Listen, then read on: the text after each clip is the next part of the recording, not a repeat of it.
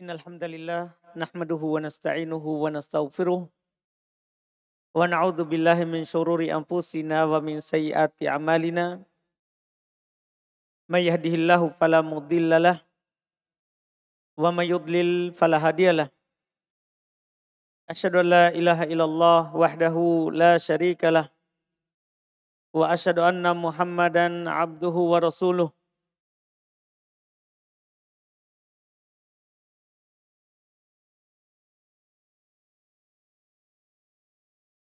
Sallallahu alaihi wa ala alihi wa ashabihi wa man tabi'ahum bi ihsan ila yaumiddin, amma ba'd.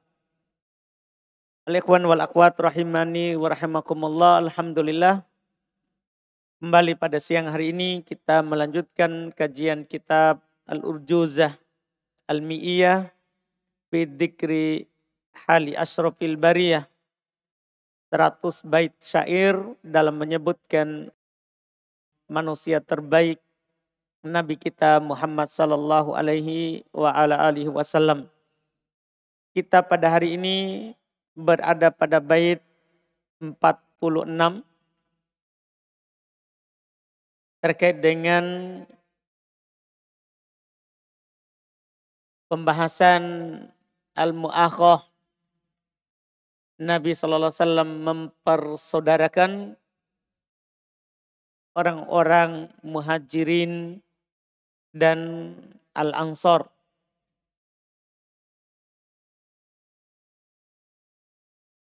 Kata beliau rahimahullahu ta'ala, al-imam al-allama Abul Hasan ibn Ali bin Ali ibn Abil Izz Dimashqi al-Hanafi rahimahullah.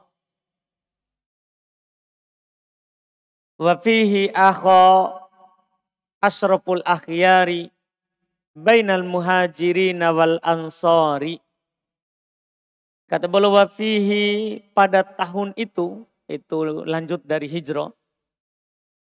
Pada tahun itu, yaitu tahun pertama hijriyah, akha asyraful akhyari, manusia pilihan yang paling mulia, akha, mempersaudarakan. Bukan karena nasab, tapi Nabi mempersaudarakan karena ikatan Islam. Cuma setelah itu berlaku hukum waris mewarisi, bantu membantu. Bainal muhajirin wal ansar, antara kaum muhajirin, orang-orang yang berhijrah ke Madinah, wal ansar, dan orang-orang ansar, penduduk Madinah. Yaitu tatkala Nabi sallallahu alaihi wasallam berhijrah ke Madinah dan juga para sahabat mengikuti Nabi sallallahu alaihi wasallam untuk berhijrah ke Madinah, maka Allah Subhanahu wa taala mengilhamkan nabinya dengan sebuah amalan. Tentunya ini adalah merupakan kesempurnaan siasat pengaturan Nabi sallallahu alaihi wasallam dan menunjukkan bagaimana kepedulian agama Islam terhadap sesama.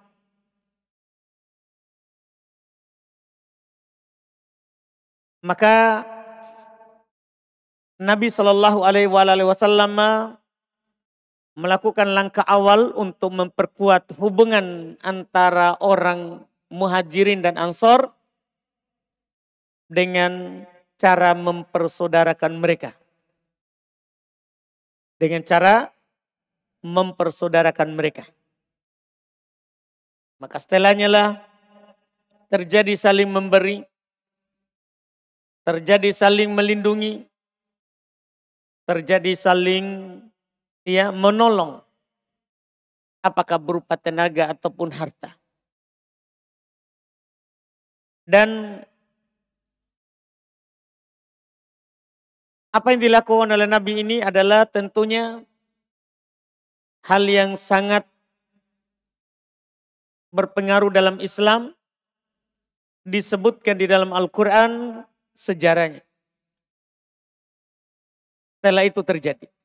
Kata Allah, walladzina tabawwa'ud dara wal iman min qablihim yuhibbuna man hajara ilaihim wala yajiduna fi sudurihim hajatan mimma utu wa yu'thiruna ala anfusihim walau kana bihim khasasah.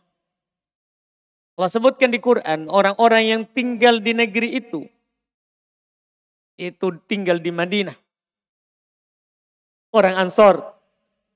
Dan sudah beriman sebelum mereka datang. Maka mereka mencintai orang-orang yang berhijrah kepada mereka. Mereka tidak mendapatkan dalam dada-dada mereka ya hajah dalam apa yang diberikan kepada mereka, dan mereka mendahulukan orang-orang berhijrah kepada mereka bahkan atas diri mereka sendiri. Walaupun mereka kesusahan. Dan itu tergambar di antara satu kisah yang menggambarkan bagaimana mereka saling membantu. Adalah kisah terkenal antara Sa'ad ibn Rabi al-Ansari, orang Madinah, orang Ansor, bersama Abdurrahman ibn Auf, orang Muhajirin. Setelah Nabi mempersaudarakan mereka, itu Sa'ad ibn Rabi dan Abdurrahman ibn Auf. Sa'ad ibn Rabi membawa Abdurrahman ibn Auf ke rumahnya.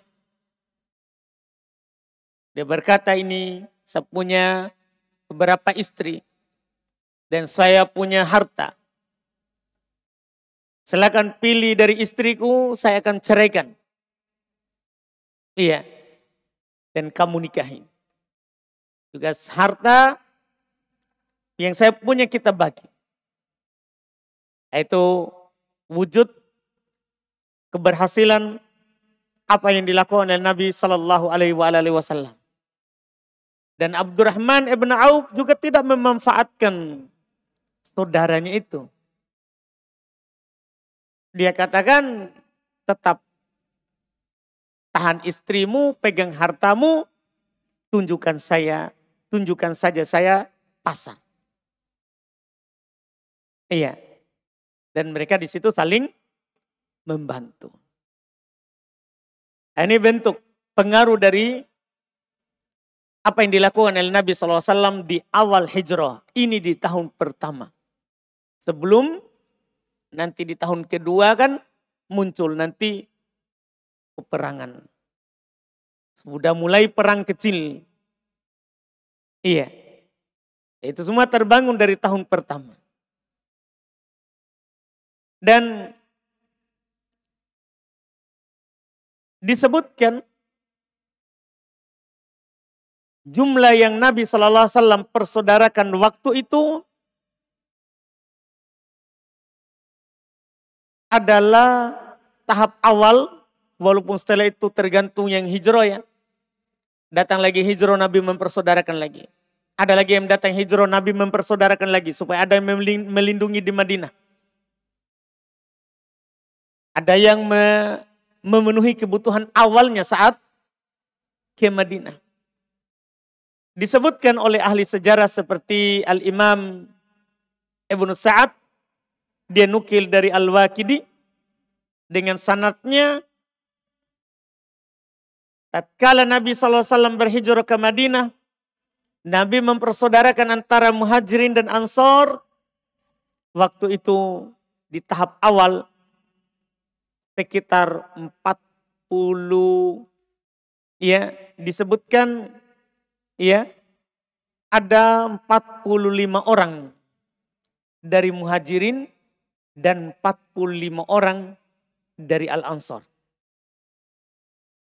Kan dipersaudarakan satu-satu begitu. Jadi ada 45 orang dari orang Ansor Madinah. kemudian Nabi persaudarakan dengan 45 orang dari penduduk yang berhijrah ke Madinah. Iya, yang berhijrah ke Madinah. Sehingga berapa semuanya? 90. Setelah itu bertambah. Sehingga mereka menukil setelahnya lagi menjadi 50 dari muhajirin, 50 dari ansor. Genap lagi menjadi 100. Bertambah terus sampai dikatakan oleh Ibnul Jauzi rahimahullah, jumlah mereka adalah mi'atan wasittatan wasamanin, sekitar 186 persaudaraan. Sekitar 186 yang dipersaudarakan. Itu tahap awal. Ya, itu semua terjadi di tahun pertama. Iya, di tahun pertama. Dan Nabi lakukan itu sekali, 2 kali atau 3 kali. Bukan 1 kali belum persaudarakan. Pokoknya setelah datang, persaudarakan lagi. Kata Anas radhiyallahu ta'ala anhu, halafa Rasulullah sallallahu alaihi wasallam bainal muhajirin wal ansor bidarina. Faqila lahu alaysa qala Rasulullah la hilfa fil Islam? Qala halafa Rasulullah sallallahu alaihi wasallam bainal muhajirin wal ansor bidarina marratain aw thalatha. Anas bercerita Rasulullah sallallahu alaihi wasallam halafa membuat sumpah saling menolong, saling membantu antara muhajirin dan ansor di rumah kami, kata Anas. Di rumah kami, kata Anas. Kan Anas orang Madinah. Itu terjadi 2 kali atau 3 kali. Jadi bukan sekali. Bukan sekali. Sehingga mencapai jumlah persaudaraan yang dipersaudarakan tadi itu. Iya. Ini yang Nabi Shallallahu Alaihi Wasallam lakukan ketika mereka sudah menetap di Madinah. Kemudian bait berikutnya, summa bana bi binati khairi sahbihi wa syara'al adzan faqtadi bihi. Kemudian setelah itu maka Nabi bana bi binati khairi sahbihi. Beliau tinggal bersama putra putri dari sebaik-baik sahabatnya, maksudnya Abu Bakar. Aisyah radhiyallahu taala anha yang sudah kita bahas sebelumnya, beliau sudah akad dengannya di mana? Di Makkah di tahun ke-10. Di tahun ke-10. Setelah meninggal istrinya, Nabi akad dengannya dan sebelumnya dengan Sauda. Dan beliau langsung bersama Sauda karena Sauda janda. Aisyah gadis waktu itu masih berusia 6 tahun. Jadi hanya akad. Setelah itu hijrah ke Madinah, maka Nabi tinggal bersamanya di situ. Di Madinah. Setelah waktu itu berusia 9 tahun. Sudah berusia 9 tahun. Iya. Dan di sini tumma bana bibnati khairi sahbihi. Beliau tinggal bersama sudah dengan putri dari sahabatnya yang paling baik yaitu Abu Bakar. Iya. Di tahun itu, tahun pertama atau tahun kedua ada sedikit perselisihan dari ulama sejarah.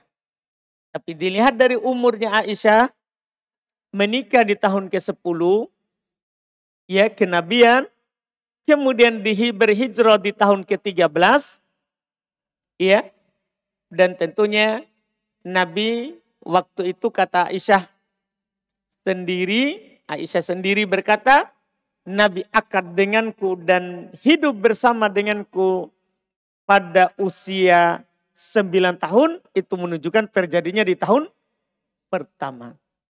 Terjadinya di tahun pertama. Ada juga yang mengatakan tahun kedua. Awal tahun kedua. Yaitu sudah mau habis tahun pertama dan mulai tahun kedua. Karena Nabi hidup bersama dengannya, Aisyah sebutkan itu bertepatan dengan bulan Syawal. Dengan bulan Syawal. Karena Nabi akad dengan Aisyah di bulan Syawal pada tahun ke-10 setelah kenabian. Dan beliau bergabung hidup bersama dengan Aisyah di bulan Syawal di tahun pertama Hijriyah. Di tahun pertama Hijriyah. Ini yang disebutkan. Dan ini disebutkan langsung oleh Aisyah radhiyallahu taala anha. Kata beliau, tazawwajani Rasulullah SAW fi Syawal wa banabi fi Syawal. Rasulullah SAW menikahiku di bulan Syawal dan hidup bersama denganku pada bulan Syawal juga. Mulainya pada bulan Syawal. Dan di sini ini pula beliau lanjutkan wa syara'al adan faqatadibih. Syariatkanlah adzan, maka ambillah suri teladan dari hal ini. Jadi adzan itu tidak disyariatkan di Madinah, di Makkah. Jadi orang sholat kapan? Masuk waktu. Kan Jibril turun menjelaskan waktu kepada Nabi. Duhur, asar, maghrib, isya, subuh. Hanya waktunya, belum ada panggilan. Makanya belum ada kewajiban sholat berjamaah di masjid saat di Mekah. Karena juga kan negeri perang. Negeri perang sebagaimana yang kita sebutkan sebelumnya. Iya, bukan negeri aman. Bukan negeri aman. Disyariatkanlah adzan. Dan para ulama rahimahumullahu ta'ala. Iya. Mereka telah membahas ya bahwa disyariatkan adzan ini di Madinah, dinukil bahkan oleh Imam An-Nawawi tanpa khilaf.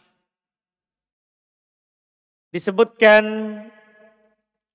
oleh Abdullah bin Umar radhiyallahu taala an, kaum muslimin waktu itu mereka bermusyawarah ketika mereka sudah banyak bersama Nabi SAW, apa yang kita jadikan sebagai patokan supaya kita datang berkumpul untuk sholat berjamaah. Iya, untuk sholat berjamaah. Mereka bermusyawarah dan dinukil haditsnya dengan banyak pendapat waktu itu. Ada mengatakan tiup trompet, ya, tapi ada mengatakan oh itu kan orang Yahudi. Ada mengatakan bunyikan ya lonceng. Ada lagi mengatakan itu caranya orang Nasoro. Maka mereka bicara-bicara sampai pada akhirnya Allah Subhanahu wa taala memberikan hal itu berupa mimpinya Abdullah ya Ibnu Zaid. Dia bermimpi dan diajarkan kepadanya tentang adzan sekarang yang kita sering dengar. Yang kita kenal dengan di pembahasan fikih adzannya Bilal ibn Abi Rabah. Dia bermimpi melihat adzan itu dan dia ceritakan kepada Nabi SAW dan Nabi memilihnya. Nabi katakan, ajarkan kepada Bilal. Dan Nabi jelaskan kenapa bukan Abdullah bin Zaid yang adzan. Nabi jelaskan, li'annahu anda minka sautan. Karena dia lebih keras dari kamu suaranya. Karena Bilal itu orang ya Afrika. Suaranya lebih keras dan lebih jernih. Lebih jernih. Nah, disitulah dia syariatkan adzan. Tahun berapa itu? Tadi dibilang musyawarah kaum muslimin, mereka membicarakan apa sebenarnya lafaz yang membuat kita bisa berkumpul. Tahun berapa itu? Kebanyakan ahli sejarah, mereka menyebutkan itu di tahun pertama Hijriah. Itu terjadinya sudah di tahun pertama semua itu. Dari hijrahnya Nabi SAW. Ada juga menyatakan tahun kedua. Itu memasuki tahun kedua baru disyariatkan adzan. Mayoritas mereka memilih tahun pertama semuanya. Karena tahun pertama kan sudah kita tahu kan sebelumnya. Nabi mencari lokasi masjid. Dan waktu itu Nabi pilih dan dibangunlah masjid. Iya kan? Itu semua kan di tahun pertama. Di tahun pertama. Makanya Al-Imam An-Nawawi, Al-Hafidh Ibn Hajar, mereka demikian pula Al-Imam Al-Munawi, mereka memilih itu tahun pertama. Sesuai pendapat mayoritas. Di tahun pertama, ia terkait dengan pendapat disyariatkannya adzan. Sebagai faedah, dalil tadi dijadikan hujah oleh orang yang membuat bid'ah dalam agama. Berarti boleh kita buat. Ini buktinya lafaz adzan itu dimimpi. Bukan Nabi yang mimpi tapi sahabat. Terus Nabi terima. Berarti boleh kita buat bid'ah. Yang penting baik. Apa cara bantahannya? Karena ini termasuk dalil mereka. Bantahannya gampang. Itu kalau hanya mimpi, tidak dibangun syariat dengannya. Itu dibangun syariat karena Nabi benarkan. Jadi bukan hanya karena mimpinya. Kalau kamu bermimpi, kalau Nabi juga benarkan. Tapi kan gimana caranya Nabi sudah meninggal? Berarti mimpi kamu bukan syariat. Jadi gampang. Ada namanya sunnah qauliyah. Nabi ucapkan sunnah fi'iliyah. Nabi lakukan sunnah takririyah. Nabi benarkan. Nabi benarkan. Maka itulah syariat yang Nabi ucapkan atau yang Nabi katakan atau yang Nabi benarkan. Adapun yang tidak Nabi katakan, tidak Nabi lakukan, tidak Nabi benarkan, maka itu bukan syariat. Tidak boleh kita datang sekarang bilang, tadi malam saya bermimpi, kita dianjurkan minum kopi. Siapa yang minum kopi ini maka nanti tidak kena siksa kubur. Nanti perutnya tidak dibakar oleh api neraka. Yang mimpi apakah Nabi benarkan? Itu kita bertanyakan pertama kepadanya. Kalau dia benar, iya betul Nabi benarkan. Kapan? Kapan Nabi datang? Nah, Nabi sudah meninggal. Iya kan? Ya, itu gampang bantahannya, jawabannya. Iya, jelas ini sebagai faedah, tidak ada dalil untuk membuat hal yang baru. Karena tidak mungkin Nabi datang membenarkan kita. Iya, tidak mungkin Nabi datang membenarkan kita. Kita bisa pahami mungkin sini, karena ini termasuk dalil mereka. Ini masalah adzan. Setelah itu, beliau akan masuk di peristiwa-peristiwa penting. Iya, karena sekarang kan Nabi sudah menetap Madinah. Sudah mulai disyariatkan syariat-syariat. Setelah itu beliau sampaikanlah kepada kita sekarang peristiwa-peristiwa penting yang terjadi ketika Nabi Shallallahu Alaihi Wasallam di Madinah. Beliau berkata, wa ghazwatul abwa ibadu fi safar. Hada wa fi thaniyatil ghazwu ishtahar. Dan peperangan Al-Abwa terjadi setelahnya pada bulan Safar. Demikianlah.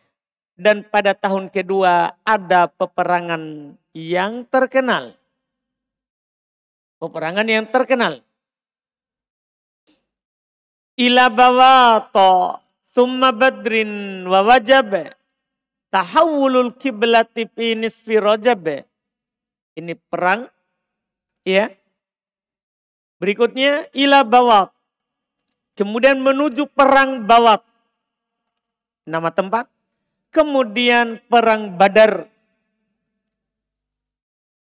Wa wajab dan juga sudah wajib tahawulul kiblati fi nisfi Rajab.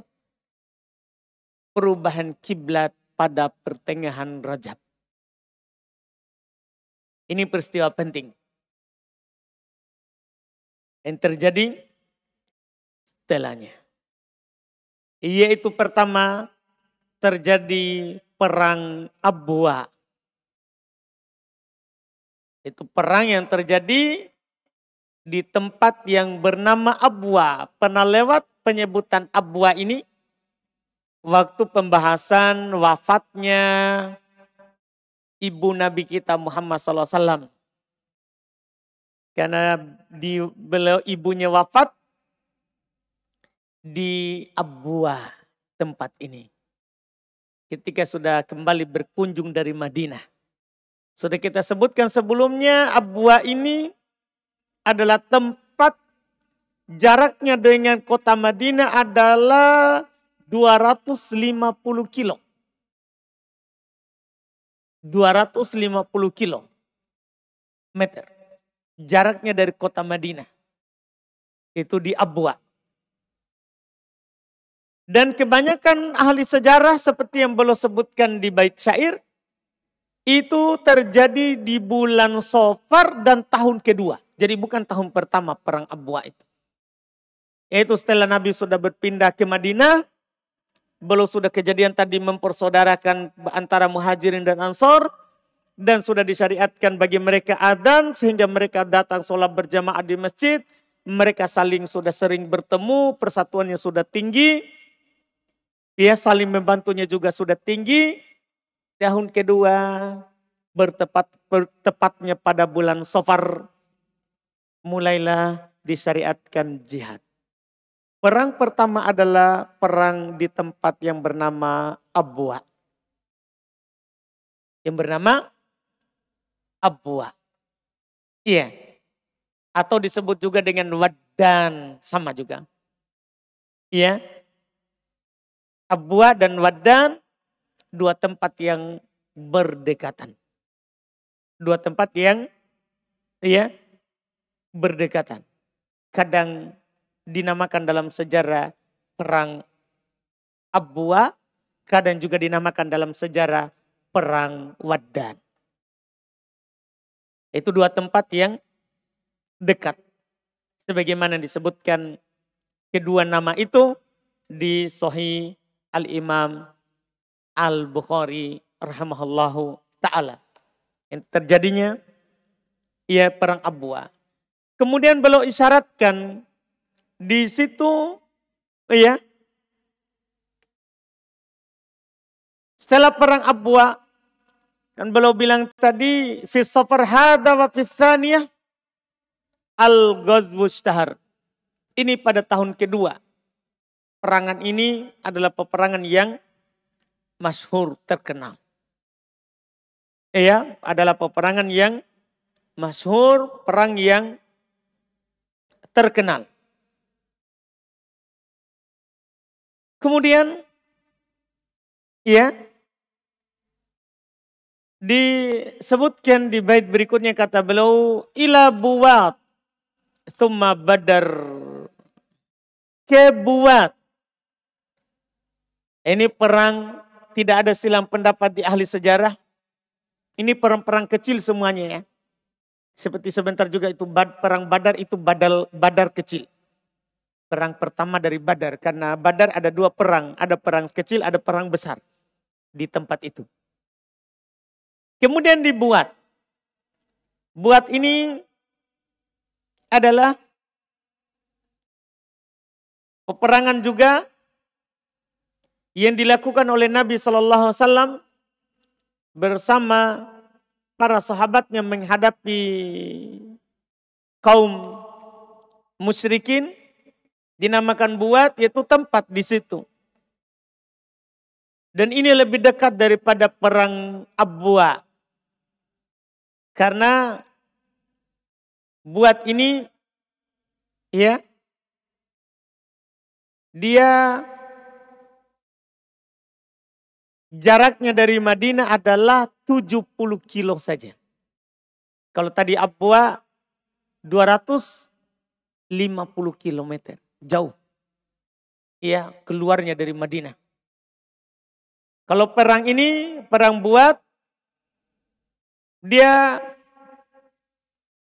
adalah jaraknya dari Madinah 75 kilometer.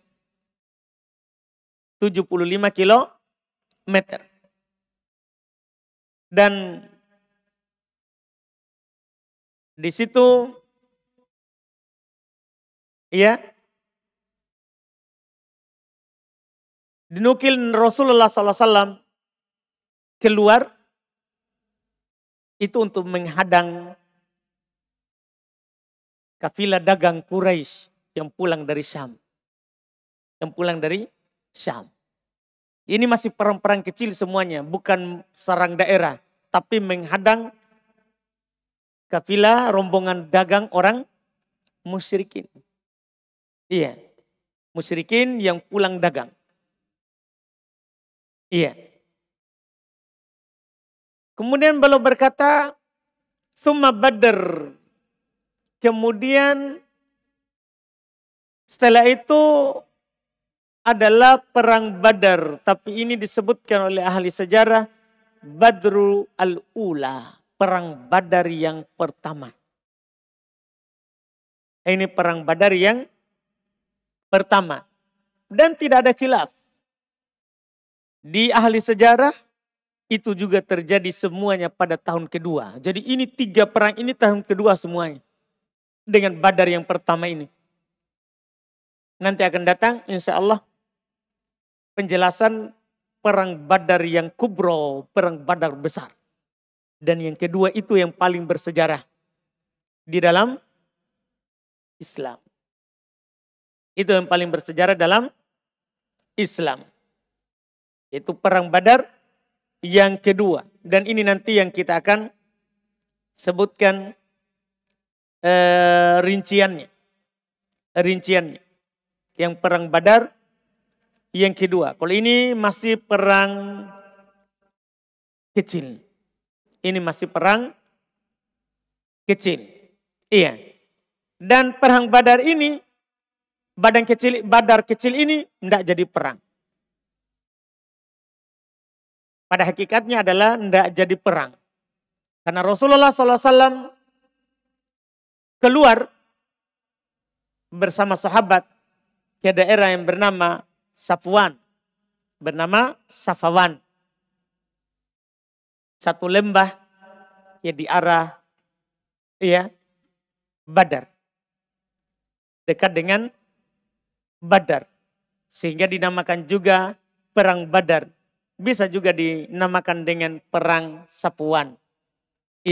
Safawan. Pakai sin. Karena terjadinya itu di sebuah lembah yang bernama Safa.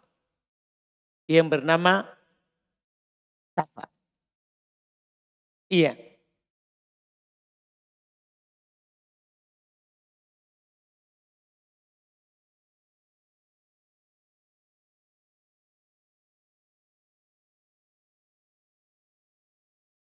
Ini kejadian-kejadian pada tahun kedua. Kemudian kejadian juga wa wajaba tahawulul kiblati fi nisfi Rajab. Ini kejadian di tahun kedua. Di samping perang ada juga syariat. Di tahun kedua itulah wajibnya berpindah kiblat. Dan itu beliau naskan, beliau sebutkan di bulan Rajab. Di bulan Rajab. Tidak ada khilaf, tidak ada perselisihan di kalangan ahli sejarah terkait dengan perpindahan kiblat itu. Dan kejadiannya di tahun kedua. Mereka cuma ada sedikit perselisihan terkait dengan bulannya, bulan berapa. Nah, ini ada perselisihan. Karena ada juga yang mengatakan itu bulan Sya'ban terjadinya. Dan ada juga yang mengatakan itu terjadi pada bulan Rajab. Itu terjadi pada bulan Rajab. Dan bahkan di sana ada lagi pendapat-pendapat yang lain.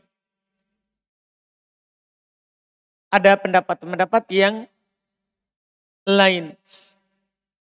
Yang menyandarkan bahwa terjadi perpindahan itu di mana. Tapi yang terkenalnya itu Rajab dan Sya'ban. Dan dua pendapat itu sebenarnya bisa dikompromikan. Itu terjadinya di ujung Rajab. Paham kan? Terjadinya di ujung Rajab. Di ujung Rajab yang masuk apa? Sya'ban. Bisa dikompromikan. Karena memang dinukil oleh ahli sejarah bahwa Nabi Shallallahu Alaihi Wasallam ya beliau sholat sebelum ya berpindah kiblat itu sekitar 17 bulan atau 16 bulan beliau sholat. Itu beliau antum itu kan kalau 17 bulan atau 16 bulan berarti kan sudah lewat tahun pertama kan. Sudah lewat tahun pertama. Intinya ini adalah tahun kedua terjadinya. Di tahun kedua. Ada yang menukil dari ahli sejarah bahwa Nabi sholat menghadap Baitul Maqdis di Madinah itu 16 bulan. Ada juga mengatakan Nabi sholat menghadap Baitul Maqdis itu 17 bulan. Itu buah dari perselisihan mereka tadi. Di Rajab atau di Sya'ban? Di Rajab atau di Sya'ban? Bagi yang mengatakan Rajab berarti berapa bulan? 16 bulan. Bagi yang mengatakan Sya'ban berarti 17 bulan. Itu buah dari perselisihan mereka tadi itu. Iya, buah dari perselisihan mereka tadi. Iya. Dan kita sudah paham tadi, adapun penukilan selain itu, ada yang mengatakan itu berpindahnya di bulan Jumadal Akhir. Ya. Ada juga menukil di bulan lain, tapi semua itu dianggap syad. Dianggap pendapat yang jauh. Yang paling terkenal itu dua tadi. Antara bulan Rajab dan bulan Sya'ban. Dan ada yang kompromikan di ujung Rajab dan masuk Sya'ban. Iya. Karena mereka sebutkan itu dinukil waktu itu ada mengatakan pada waktu sholat asar. Dan menukil perubahannya itu pada waktu sholat asar. Iya. Terjadi perubahan ya kiblat. Iya. Terjadi perubahan kiblat. Itu yang disebutkan. Sehingga kalau digabungkan kalau akhir Rajab di asar kan, berarti sementara maghrib akan masuk apa? Sya'ban. Akan masuk Sya'ban. Itu indikasi kuat bahwa itu terjadi di ujung Rajab dan awal Sya'ban. Dan awal Sya'ban. Dan dibahas di buku-buku fikih tentunya terkait dengan bagaimana itu saat perubahan. Di fikih dibahas. Yang sholat bersama Nabi di Masjid Nabawi, mereka langsung tahu bahwa kiblat sudah diubah. Adapun yang sholat di selain Masjid Nabi SAW, bahwa dinukil juga di pembahasan fikih, ada sahabat yang lewat di sahabat yang masih sholat di Masjid Quba, dan dia berteriak bahwa kiblat sudah diganti. Kiblat sudah diubah, maka mereka langsung putar. Mereka langsung putar. Itu dibahas tentunya di fikih. Kalau di sejarah tidak membahas itunya. Yang dibahas adalah berubahnya tahun berapa. Berubahnya tahun ke berapa. Dan ini adalah kejadian-kejadian yang terjadi pada tahun kedua. Kalau tahun pertama sudah, tahun kedua inilah yang terjadi. Terjadi perang Abwa, terjadi perang Buat, terjadi perang Badar Sugro, Badar kecil. Yang dilakukan oleh Nabi SAW bersama para sahabatnya. Semua terjadi ini adalah masih menghadang kafilah dagang. Sampai nanti Badar besar juga kafilah dagang yang dihadang. Hanya saja orang-orang musyrikin di perang Badar besar nanti keluar menyambut teman-temannya, membantu teman-temannya. Ini nanti akan datang insya Allah. Dan masih ada lagi nanti setelahnya itu ada perang Usyairah. Perang Usyairah. Ini kita ambil di Jumat yang akan datang insya Allah. Perang itu. Setelah itu juga di pekan pertemuan akan datang, kita akan sebutkan perang Badar Kubro. Perang Badar yang besar. Insya Allah kita ambil di pertemuan kita yang akan datang. Kita cukupkan dulu. Subhanallah hamdik. Asyhadu an la ilaha illa anta astaghfiruka wa atubu ilaik. Assalamualaikum warahmatullahi wabarakatuh.